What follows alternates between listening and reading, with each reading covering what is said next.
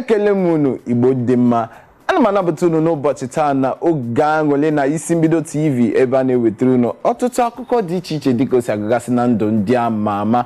Echefukwala na ọnwụ na ị chọrọ ikiri ihe a n'uju ya ị ga-aga na webụsaịtị anyị nọ na www.isimbido.tv ma ọ bụkwa na ị chọrọ ikiri ya na Facebook, Twitter nakwa Instagram gị gaa na @isimbido TV ebe ahụ ka ị ga-enweta anyị. Echefukwala na aha m ka bụkwa Maazị Edom Ikechukwu Samuel. Dịka o si dịrị n'ụbọchị taa ka a ga-ewetara ụnụ ọtụtụ akụkọ dị iche iche dịka o si agagasị na ndụ ndị ama ama. Kedu akụkọ ka m ji bịa n'ụbọchị taa? Akụkọ nke mbụ gbasara Regina Daniels. Ụnụ ma Regina Daniels ọfụma, nwaada na-eme ihe nkiri nke onyonyo, na-eme ihe ejije ka a na-anata ozi na gịnị na ya na otu onye politishan, onye na-adọ ndọrọ ndọrọ ọchịchị a na-akpọ Ned Nwoko na-eme ihe gbasara alụmdi na nwanyị. Ka a na-anọkọ ozi na ya nwaada na-asị na enweghị ihe dị otu ahụ, nke nwoke na-asịkwa na enweghị ihe dị otu ahụ. Maka na gịnị? Maka na ya nwaada natara onyinye nke moto ọfụ, nke ọtụtụ ndị mmadụ na-asị na ya ọwụ Ned Nwoko onye goere ya bụ moto. Ajụjụ ụfọdụ na-ajụ na afọ niile ka ya nwaada nwaanyị na-adịkarị afọ 18.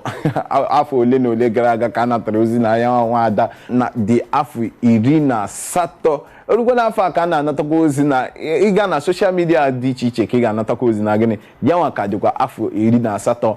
Ọ na ndị soshal midia ndị ọzọ anaghị eme gịnị, anaghị esi ebi ndụ ya dịka o si ebiga ndị ọka nọkwa n'afọ 18 oge niile. Ya wụrụ ka anyị ya wụrụ ozi ya ji wee bịa n'ụbọchị taa. Otu onye ọzọ na-akụ egwu nke ama ọfụma ọ na-akpọ Patoran King ka a na-anata ozi na ahụrụ foto ya na Alex Iwobi nọkọrọ ọnụ, ha nọ na-emegị na-ebiri ndụ na-ekpori ndụ ka ya wasị na gị na asị na ọwụghị egwu ka ọ kụga na ihe ọ gara ime gịnị, ọ ga bọọlụ ka ọ ga na-agba. Ya wụrụ akụkọ, ya wụrụ ezigbo okwu ka ọ tụpụrụ. Ọ wụrụ na e nwere ihe ị chọrọ ime mbụ gị hụ na gịnị na ọ naghị aga ka o si wee chie ya, iwe ike nwee akwa nke ọzọ. Maka na gịnị, e nwere ihe dị iche na mmadụ nwere akara aka nakwa ịchụ ego. Ọtụtụ ndị mmadụ na-eji akara aka ha chụọ ego, ọtụtụ na-ejikwa akara aka ha ka eji eme gịnị, ka eji mara ha. Ụfọdụ na-ewepụtakwa akara aka ha were ya haji wee ego ha ji eme gịnị, ego ha ji akpata. Ya hụ na gịnị, ọwụ na iwu nwa okorobịa ma nwa agbọghọbịa na-etolite etolite, ị ga-agbalịsi ike ịhụ na gịnị na ị nwere ihe nkewa gbasara akara aka gị na gịnị ịchụ ego. Ile anya onye a na-akpọ Patoran King ma Alex Iwobi na onwe ya hụkwara egwu n'anya. Ọtụtụ ndị niile na-eme ejije onwe ndị na-agba bọọlụ, ọ bụkwa ndị na-azụ ahịa. Ya hụ na gịnị na ọwa ọkpọ ka ha kụburu ya dịka Mr. Ibu, ya hụ John Okafor ka natara ozi na gịnị na ọwụziga na ọwụ ihe ejije ka ọ na-eme na ọ gara iwe onye gịnị ga na-akụ ọkpọ. Ya wuru ka o si wee dị. Mana Igbo akụkọ ka juru eju dọrọ adọrọ ka anyị gaa n'obere ezumike ga-adọbiri otu egwu a nke Phyno kpọrọ gịnị isi ego. Maka na ihe ọbụla ị na-eme na ndụ a ma ego a na-apụta n'ime ya dịka nwa afọ Igbo gị mara na gịnị ebe ahụ wee ebe kwesịrị na n'obere ezumike nke anyị gbara. Ama m na kiri ya bụ egwu ọfụma nke Phyno kọpụtara ọkpọrọ gịnị isi ego. Ya wuru ka o si wee dị.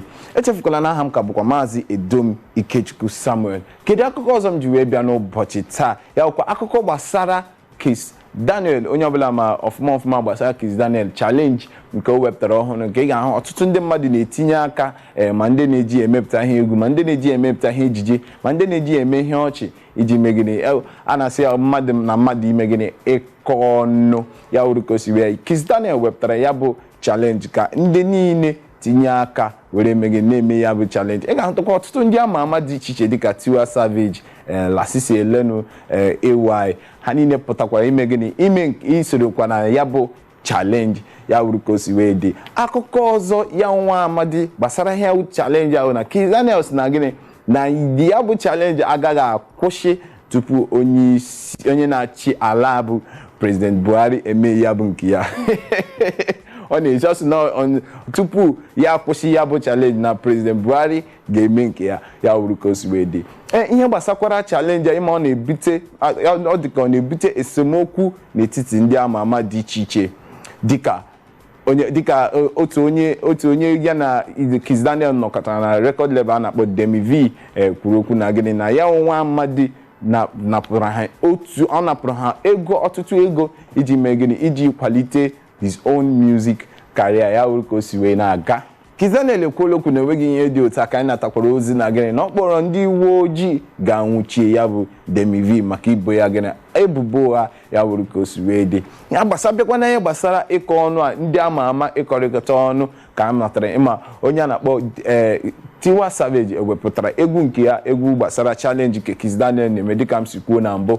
Onye ọzọ wepụtakwara nke ya anaghị na-akpọ Victor Kimani o wepụtakwara nke ya kwuo ọtụtụ ihe gbasara gịnị ndị ama ama dị iche iche ma shee kwuchara ihe dị otu a. Abịa na ihe gbasara esemokwu a dị n'etiti Tiwa Savage na Victoria Kimani dịka onye na-akụ egwu ọfụma na-akpọ Ice Prince Zamani ekwuola na ihe gbasara esemokwu a dị n'etiti Victoria na gịnị na Tiwa Savage kwesịrị ka ọ wụrụ ihe gịnị onye ọbụla ga-elepụrụ anya. Ọ kwuola ndị niile na-emegide ndị niile na-akparị Tiwa Savage gbasara challenge nke o mere na ha megide na ha kwụsị ya maka na gịnị ya nwa ada agbalịala ọfụma na ihe gbasara iwu nne ewu nwaanyị alụrụ alụ nakwa ihe gbasara egwu obodo anyị. Ọkwa n'eziokwu ikiri ihe onyonyo Tiwa Savage ọfụma ị ga-ahụ na ya nwa ada agbalịsigo na ihe gbasara egwu n'obodo anyị Naijiria dịka o mere gịnị ọ na-akwalite ọ na-egosi anyị na gịnị ihe nwoke ga-eme nwaanyị ga-emelikwu ya dịka o si wee dị.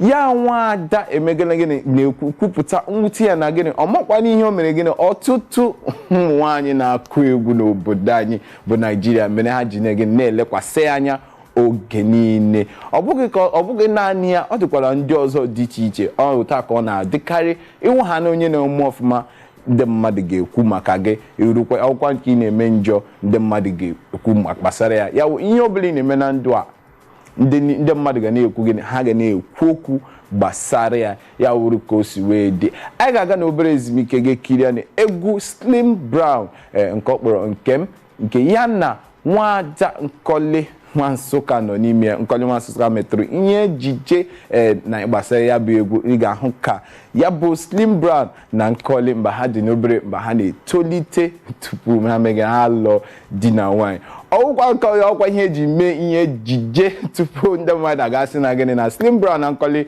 Nwansụka alụọla di. Ọkwa ihe eji mepụta ihe ejije ka